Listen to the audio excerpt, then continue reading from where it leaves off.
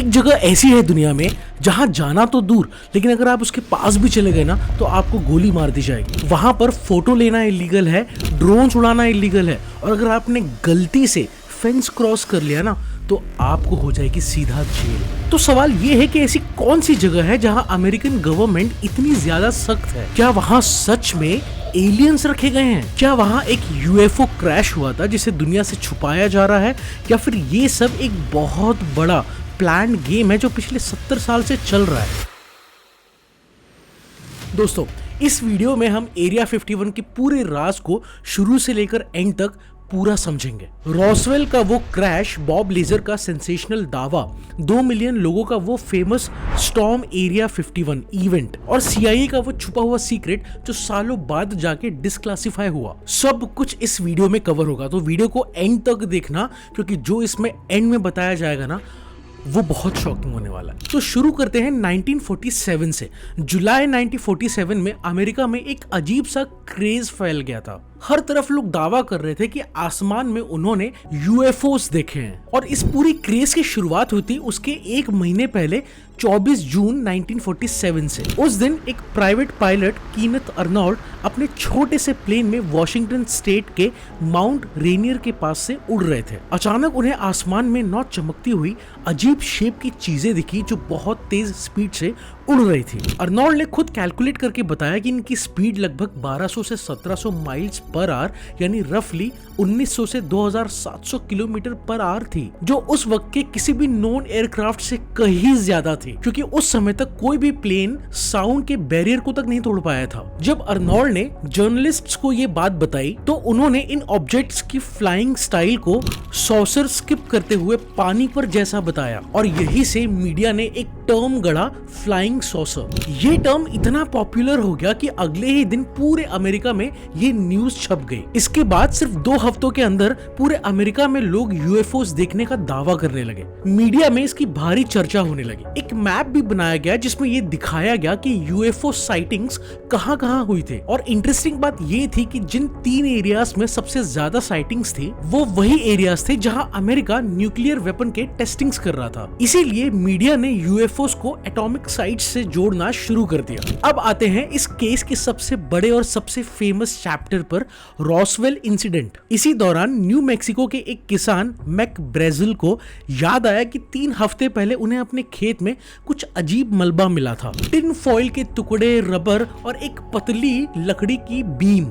उन्हें समझ नहीं आया कि ये चीज क्या है। चूंकि उस वक्त यूएफओ की न्यूज हर तरफ चल रही थी तो उन्हें लगा कि शायद इसका कनेक्शन उससे कुछ ना कुछ हो। तो 7 जुलाई 1947 को वो ये डेब्रिस लेकर रॉसवेल के लोकल शेरिफ के पास गए। यहाँ से एक army officer colonel Williams Blanchard का इन्वॉल्वमेंट हुआ, जो रॉसवेल आर्मी एयरफील्ड के कमांडिंग ऑफिसर थे। अगले दिन रॉसवेल आर्मी एयरफील्ड ने एक ऑफिशियल स्टेटमेंट रिलीज कर दिया, और वो स्टेटमेंट था 509th bomb group of the 8th air force ने एक डिस्क अपने कब्जे में ले लिया है। यानी सीधा सीधा यूएस आर्मी ने खुद कहा कि उनके पास यूएफओ होने का सबूत है।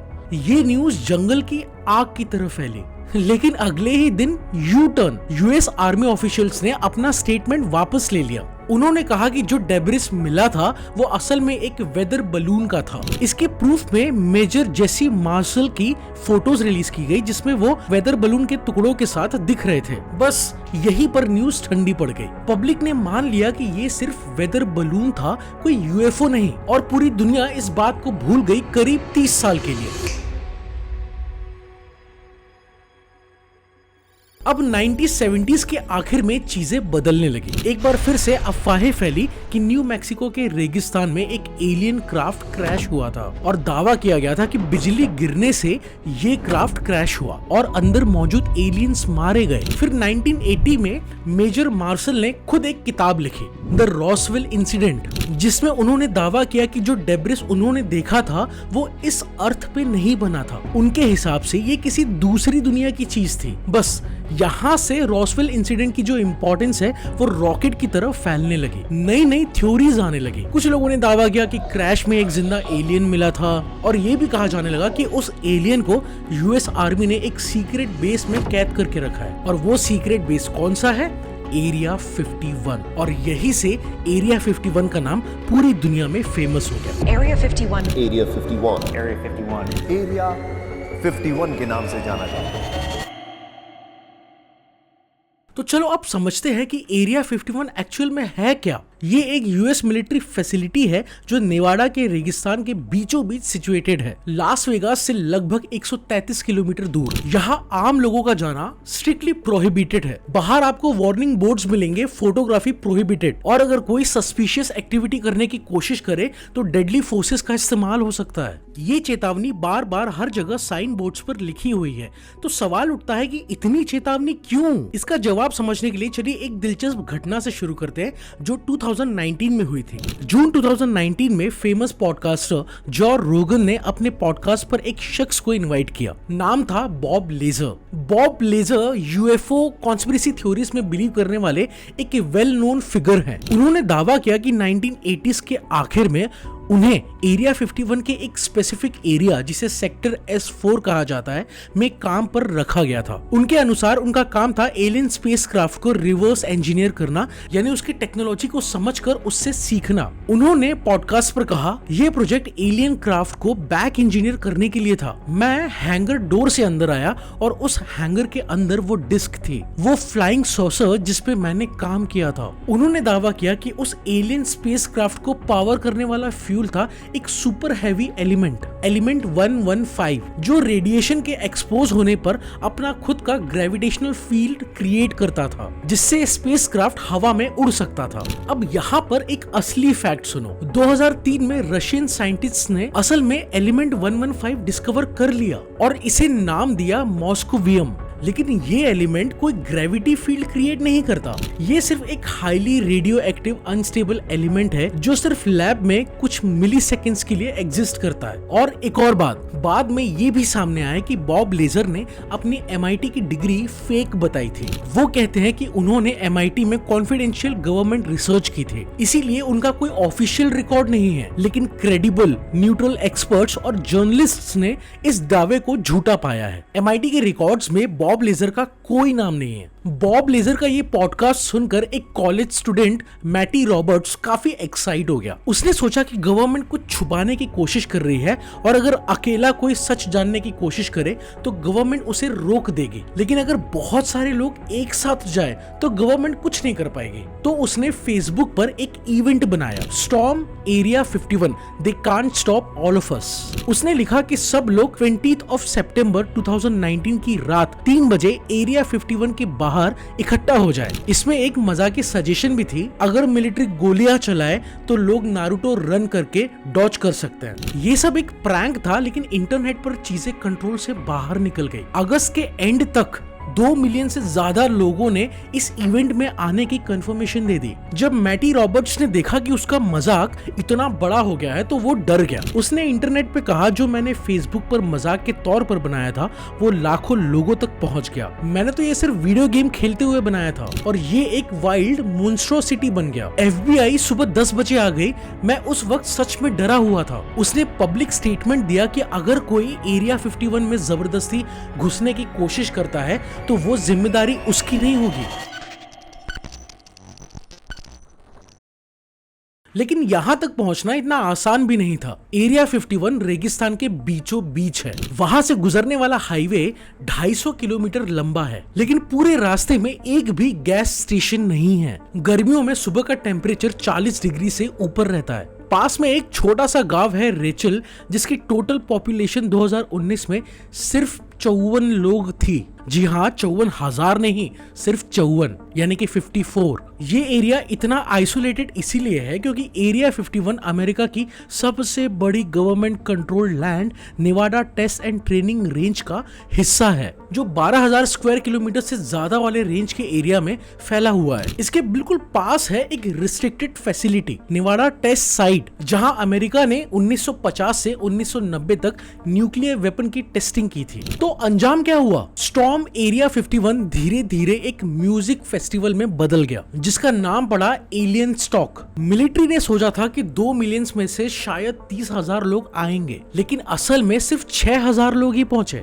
लोग अपने साथ टेंट्स, चेयर्स और बड़े व्हीकल्स लेकर पहुंचे, कैंपिंग की, पार्टी की। इंटरेस्टिंग बात यह है कि वहां पार्टिसिपेंट से ज्यादा पुलिस ऑफिसर्स थे। ये इवेंट बिल्कुल शांति से गुजर गया, किसी ने भी फैसिलिटी में घुसने की कोशिश नहीं की और ना ही कोई प्रॉपर्टी डैमेज हुई। लेकिन लोकल शेरिफ के अनुसार इतनी बड़ी सिक्योरिटी अरेंज करने में सरकार को लगभग $3 लाख का खर्चा आया। अब बात करते हैं उस चीज की जो असल में एरिया 51 के पीछे का सच है, और इसका संबंध एलियंस से नहीं बल्कि कोल्ड वॉर से है। एरिया 51 का निर्माण हुआ था जब अमेरिका और सोवियत यूनियन के बीच में एक तगड़ी राइवलरी चल रही थी। इसे एक एयरक्राफ्ट टेस्टिंग और डेवलपमेंट फैसिलिटी के रूप में बनाया गया था। यूएस गवर्नमेंट ने कई सालों तक ऑफिशियली एरिया 51 के अस्तित्व को स्वीकार ही नहीं किया। ये डिकेड्स तक कंप्लीटली क्लासिफाइड रहा। 1954 में यूएस प्रेसिडेंट ड्वाइट डी आइजनहोवर ने एक ऐसी सीक्रेट जगह की मांग की जहां से एक हाई एल्टीट्यूड रिकनेसेंस प्रोग्राम शुरू किया जा सके। 2 CIA ऑफिसर्स को इस लोकेशन को ढूंढने का काम मिला ताकि सोवियत यूनियन के न्यूक्लियर वेपन्स के खिलाफ स्पाई प्लान्स डेवलप किए जा सके। जर्नलिस्ट एरी जैकॉब्सन, जिन्होंने एक किताब लिखी area 51 an uncensored history of America top secret military base, उनके रिसर्च के अनुसार इन ऑफिसर्स ने निवाडा में एक सूखे हुए लेक बेड को चुना जिसे ग्रूम लेक कहा जाता है, और आज यही जगह एरिया 51 के नाम से जानी जाती है। ये जगह पहले से ही क्लासिफाइड थी क्योंकि यहाँ पर न्यूक्लियर वेपन्स की टेस्टिंग हो रही थी। एनी जैक्सन की रिसर्च के अनुसार इस जगह की गोपनीयता एलियंस की वजह से नहीं थी बल्कि गुप्त न्यूक्लियर टेस्टिंग और वेपन्स डेवलपमेंट में इसकी इन्वॉल्वमेंट की वजह से थी। Atomic energy commission, defence department और CIA जैसी एजेंसीज ने एयरक्राफ्ट और पायलट प्रोजेक्ट्स पर सीक्रेट रिसर्च के लिए इस जगह को चुना था। इन्हीं प्रोजेक्ट्स में से एक ऑपरेशन था ऑपरेशन प्लम बॉब। 1957 की गर्मियों और शरद ऋतु में चलाया गया एक ऑपरेशन जिसका मकसद था military readiness, accidental nuclear explosions और न्यूक्लियर फॉलआउट के असर को समझना। इसके तहत 29 एटमॉस्फेरिक न्यूक्लियर एक्सप्लोजन्स किए गए जिसकी वजह से 1980s तक जमीन का कुछ हिस्सा रेडियो एक्टिव मटेरियल से दूषित रहा। इसके अलावा अमेरिका USSR के खिलाफ एक न्यूक्लियर पावर्ड स्पेस मिसाइल बनाने की भी कोशिश कर रहा था जो आखिर में पूरा नहीं हो पाया। एनी जैकॉब्सन के अनुसार एरिया 51 को सर्विलेंस एयरक्राफ्ट के टेस्टिंग ग्राउंड के रूप में भी इस्तेमाल किया गया, जैसे ऑक्सकार्ड, एक प्लेन जिसे CIA ने डिजाइन किया था जो आवाज से 3 गुना स्पीड पर उड़ सकता था और जिसे सोवियत यूनियन और क्यूबा पर 19,000 फीट की ऊंचाई से निगरानी रखने के लिए बनाया गया था। ये 1962 से 1968 तक इस्तेमाल हुआ। एक दावा ये भी है कि नाम एरिया 51 कैसे पड़ा। कहा जाता है कि न्यू मैक्सिको में एक क्रैश हुई एक फ्लाइंग डिस्क का मलबा पहले राइट पैटरसन एयरफोर्स बेस पे ले जाया गया और बाद में 1951 में इसी जगह लाया गया, जिसके बाद इस एरिया को ये नाम मिल गया। ये एक दावा है, इसकी पूरी पुष्टि नहीं होती, लेकिन इसे एक इंटरेस्टिंग एंगल जरूर मिलता है। अब मेन बात पर आते हैं कि असली स्पाई प्लेन्स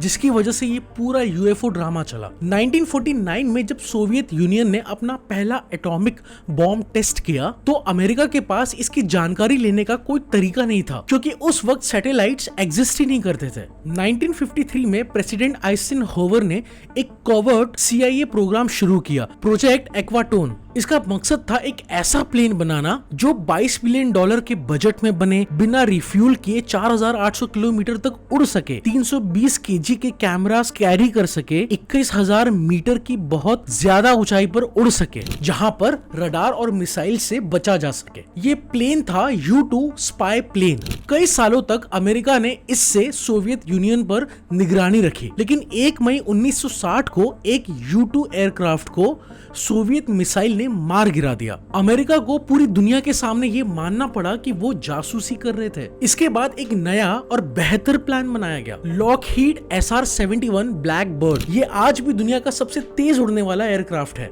मैक्सिमम स्पीड है 3400 किलोमीटर पर आवर और 24,000 से 26,000 मीटर तक की ऊंचाई पर उड़ने की कैपेबिलिटी। इतना तेज और इतनी ऊंचाई पर उड़ता था कि इसे शूट डाउन करना प्रैक्टिकली नामुमकिन था। अब यहाँ असली ट्विस्ट आता है। कोल्ड वॉर के दौरान इन प्लेन्स को सीक्रेट रखना बहुत जरूरी था, तो सवाल ये था कि इन्हें टेस्ट कैसे किया जाए बिना दुनिया को पता चले। CIA ने इसके लिए UFO कॉन्स्पिरेसी थ्योरीज का इस्तेमाल किया। वो ना तो UFO क्लेम्स को डिनाई करते थे और ना ही कंफर्म करते थे, बस चुप रहते थे। ये उनके लिए प्रोग्राम को सीक्रेट रखने का एक परफेक्ट तरीका था। लोग बिलीव करते रहे कि ये एक एलियन स्पेसक्राफ्ट है और कभी किसी को नहीं पता चला कि ये असल में अमेरिका के टॉप सीक्रेट मिलिट्री का एयरक्राफ्ट है। यही वजह है कि रॉसवेल इंसिडेंट के फ्लाइंग सॉसर स्टोरी को मीडिया में एक दिन तक चलने दिया गया। उससे पहले उसे रिट्रैक्ट करके वेदर बलून बताया गया, क्योंकि CIA ये भी जानती थी कि अगर गवर्नमेंट खुद कंफर्म कर दे कि वहां एलियन रिसर्च हो रहा है तो देश में बहुत ज्यादा डर और आउटक्राई हो सकता है। इंटरेस्टिंग बात ये भी है कि 1970s में UFO की अफवाह फिर से बढ़ी और उसी वक्त SR-71 ब्लैक बर्ड का टेस्टिंग भी चल रहा था। कोई कोइंसिडेंस नहीं है ये। तो अब बात करते हैं उस साल की जब पूरा सच सामने आया, दैट इज 1994। US एयरफोर्स ने ऑफिशियली खुलासा किया कि जो चीज पहले वेदर बलून बताया गया था वो असल में एक न्यूक्लियर सर्विलेंस बलून था जो प्रोजेक्ट मोगुल के तहत बनाया गया था। इसका मकसद था सोवियत यूनियन के न्यूक्लियर टेस्ट के साउंड वेव्स को लंबी दूरी से डिटेक्ट करना। लेकिन प्रॉब्लम ये थी कि गवर्नमेंट पहले भी अपनी बात कई बार बदल चुकी थी। इसीलिए जब 1994 में ये नया स्टेटमेंट आया, लोग उसे भी पूरी तरह बिलीव नहीं कर पाए। लोगों का भरोसा पहले ही टूट चुका था। इसी वजह से साफ एक्सप्लेनेशन मिलने के बाद भी कॉन्स्पिरेसी थ्योरीज आज तक चलती रहती है। अब समझते हैं कि असल में लोग इन एयरक्राफ्ट्स को UFO क्यों समझ लेते हैं। नॉर्मल पैसेंजर फ्लाइट्स 10,000 से 20,000 मीटर की ऊंचाई तक उड़ते हैं, लेकिन U-2 और SR-71 जैसे मिलिट्री स्पाई प्लेन्स 12,000 से 26,000 मीटर की ऊंचाई पर उड़ते थे। ये प्लेन्स अक्सर सनसेट से थोड़ी देर पहले टेस्ट किए जाते थे, जब इन अनकन्वेंशनल शेप के एयरक्राफ्ट पर डूबते सूरज की किरणें पड़ती थी तो ये चमकती हुई अजीब शेप की चीजें आसमान में तैरती हुई दिखती थी, बिल्कुल UFO जैसी। हाई स्पीड के साथ लोगों को लगता था कि ये कोई अनजानी चीज है। यहाँ एक इंपॉर्टेंट बात समझना बहुत जरूरी है। UFO का मतलब है अनआइडेंटिफाइड फ्लाइंग ऑब्जेक्ट। इसका मतलब ये कभी नहीं था कि वो एलियंस ही हैं। अनआइडेंटिफाइड का मतलब सिर्फ इतना ही है कि उस वक्त उसकी कोई पहचान नहीं हो पाई। US एयरफोर्स ने इसी कंफ्यूजन को सुलझाने के लिए एक नया प्रोग्राम शुरू किया और उस प्रोग्राम का नाम था प्रोजेक्ट ब्लू बुक। इसमें जहां भी UFO दिखने का दावा होता उसका टाइम नोट करके फ्लाइट रिकॉर्ड से मैच किया जाता। ज्यादातर केसेस में ये रिकॉर्ड्स मैच हो जाते थे। 1950s और 1960s में ज्यादातर UFO रिपोर्ट्स इसी तरह एक्सप्लेन की गई। अब बात करते हैं उस टाइमलाइन की जब धीरे धीरे ये सारा सच सामने आया। जून 2013 CIA ने ऑफिशियली एरिया 51 के अस्तित्व को पब्लिकली एक्नॉलेज किया। ये information freedom of information act के तहत डिस्क्लासिफाई की गई, जो लगभग इंडिया के RTI एक्ट जैसा सिस्टम है। ये रिक्वेस्ट 2005 में फाइल की गई थी और 2013 में रिलीज हुई। इस रिलीज में एरिया 51 की एग्जैक्ट लोकेशन भी कंफर्म हुई, मोजावे डेजर्ट, नेवाडा में। जनवरी 2017 CIA ने ऑनलाइन 13 मिलियन पेजेस के डिस्क्लासिफाइड डॉक्यूमेंट्स रिलीज किए, जिनमें UFO साइटिंग्स और एक्सपेरिमेंट्स के रिकॉर्ड्स मौजूद थे। जनवरी 2021 एक बार फिर हजारों UFO रिलेटेड डॉक्यूमेंट्स रिलीज किए गए। इसमें कई मिस्टीरियस रिपोर्ट्स भी थी, जैसे एक रशियन सिटी के ऊपर हुआ मिस्टीरियस एक्सप्लोजन। आज भी एरिया 51 में कई नेक्स्ट जनरेशन एयरक्राफ्ट टेस्ट किए जाते हैं। ये जगह अब ग्लोबल सेंसेशन बन चुकी है, सिर्फ अमेरिका के लिए नहीं बल्कि पूरी दुनिया के लिए, और इसमें नेवाडा राज्य को टूरिज्म का भी काफी फायदा हुआ है। 1996 में नेवाडा ने यहाँ से गुजरने वाले हाईवे का नाम बदलकर एक्स्ट्रा टेरेस्ट्रियल हाईवे रख दिया, क्योंकि लोगों का इस कॉन्स्पिरेसी थ्योरी के प्रति इंटरेस्ट इतना ज्यादा था कि सरकार ने इसे टूरिज्म के लिए इस्तेमाल करना ज्यादा सही समझा। लेकिन एक बात याद रखिए, अगर आप कभी वहां जाते भी हैं तो एरिया 51 में घुसने की कोशिश बिल्कुल मत कीजिएगा। ये आज भी एक एक्टिव मिलिट्री फैसिलिटी है और ट्रेसपास करना क्राइम है। एग्जाम्पल के तौर पर एक डच यूट्यूबर टाइस ग्रेंजियर ने यहाँ ट्रेसपास करने की कोशिश की थी, जिसकी वजह से उन्हें 3 दिन जेल में बिताने पड़े थे। सो गाइज, अगर हम पूरी कहानी को एक साथ देखें तो ये साफ हो जाता है कि एरिया 51 का राज एलियन से ज्यादा कोल्ड वॉर की सीक्रेसी, स्पाई प्लान्स और न्यूक्लियर वेपन्स टेस्टिंग से जुड़ा हुआ है। रॉसवेल से लेकर स्टॉर्म एरिया 51 तक हर बार यूएफओ की अफवाहों के पीछे कोई ना कोई रियल मिलिट्री रीजन छुपा हुआ था, चाहे वो वेदर बलून हो या U-2 और SR-71 जैसे स्पाई प्लेन्स। लेकिन फिर भी कई लोग, मतलब आधे से ज्यादा लोग आज भी ये बिलीव करते हैं कि एरिया 51 में कुछ ऐसा है जो छुपाया जा रहा है, और शायद यही इस जगह की सबसे बड़ी खूबसूरती है। ये सच और फिक्शन के बीच एक ऐसी लाइन पर खड़ी है जो कभी पूरी तरह क्लियर नहीं होती। तो दोस्तों, आप लोग को क्या लगता है, एरिया 51 सच में सिर्फ सीक्रेट मिलिट्री टेस्टिंग की जगह है, या वहां आज भी कुछ ऐसा है जो हम लोग नहीं जानते? कमेंट सेक्शंस में जरूर अपने ओपिनियंस को दो। और अगर आपको वीडियो पसंद आया है और मिस्ट्रीज, कॉन्स्पिरेसीज, थ्योरीज देखना आपको बहुत पसंद है, तो इस चैनल को सब्सक्राइब करना मत भूलना, और हाँ, स्पेशली बेल आइकन को दबाना मत भूलना ताकि नेक्स्ट वीडियो आपसे मिस ना हो जाए। तो मिलते हैं नेक्स्ट वीडियो में, तब तक आप उलझे रहिए एरिया 51 की मिस्ट्रीज में और सच जानने की कोशिश करिए।